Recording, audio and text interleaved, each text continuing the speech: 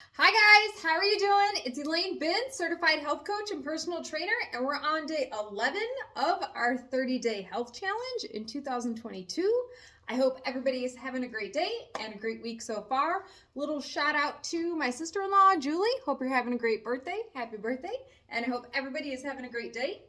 So today's topic is related to a question every personal trainer and health coach gets, and it is, how many calories should I be eating? So today's topic is daily caloric needs. And the answer to that question is I don't know, or it depends. So it depends on what? What does my daily caloric needs depend on? So subjectively, I like to teach my clients that your total daily caloric needs are based on when you feel your best, you have the most energy to complete daily activities, and you're in a body weight that you are satisfied with and you're almost disease free. And I say almost disease free because some people are born with like genetic disorders and genetic diseases, and your daily calories and things related to metabolism, you might not be able to control. Because you have a genetic disorder. So almost disease free. So I say almost disease free because if you're someone who gets sick quite frequently, there might be something going on with your diet that is making your immune system weaker, or you're more susceptible to illness. So daily calories. I am going to add a link to an equation. There are so many different formulas. This one, Harris Benedict formula, is just one of many. There's so many different formulas you can check out. But this is an easy formula. You can plug in like your gender, your weight, your height, and you can toy around a little bit with some of the numbers. But there's so many other calculations and other formulas. This is not the only formula. It's just a very easy go-to for us in the industry. So what do your daily caloric needs, what are they based on? So number one, the biggest part of this equation, there's three main components. And the first one is called BMR, or basal metabolic rate, and that's how many calories your body burns at rest. So without going into any intricate formulas, you can actually go to a lab. Like I used to refer my clients to University of Illinois in Chicago.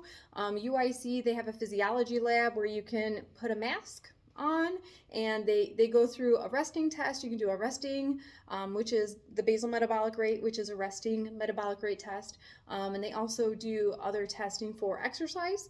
But any of your universities that have a physiology lab, so that's I have a bachelor's degree in exercise physiology. So any college or university that has a physiology lab, usually they will have a quick test you can do as a community member to get your BMR. So this is how many calories your body burns at rest. So what increases your BMR? Having more muscle tissue, having more bone tissue. So if you're doing strength training, if you have a more physically active lifestyle, so maybe you're a laborer, or you walk your pet, your dog daily, or you're doing some sort of physical activity every day, or you're gardening or shoveling, doing something that's maybe around your house, like everyday activities.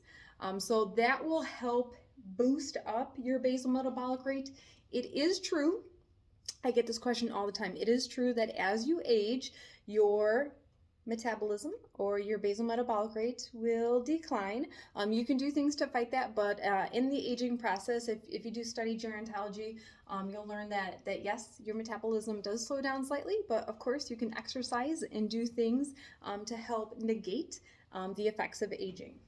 So that's the first part, is BMR. And then the second part, so if you run that calculation for the Harris Benedict formula, I ran the numbers for me, female, 140 pounds, age 40, 5'2". Mine came out to be 1,400 calories. So what that number means, that number is only the BMR. That is just my basal metabolic rate. That is not giving me my physical activity. So say I go for a 30-minute walk outside, maybe I burn 200 calories. I would add that 1,400 to the 200. So that brings me up to 1,600 calories. And then we have the thermic effect of food. So I eat a plant-based diet. So plant-based diet, it takes more calories to actually burn and digest and utilize plants than it does some other maybe more processed foods or liquid foods or foods that are going to be easier to digest. So this part of the equation, the TEF, is not a huge part of the equation, but it's something to consider because I try to eat a whole foods plant-based diet, which actually it will help my metabolism because it takes more energy to burn, say, like an apple versus apple juice or something that is a processed apple that is maybe not, an actual apple in nature. And that gives you your total calories. So what are some things that would affect this number? Genetics, hands down. Number one, genetics really does affect when it comes to your metabolism.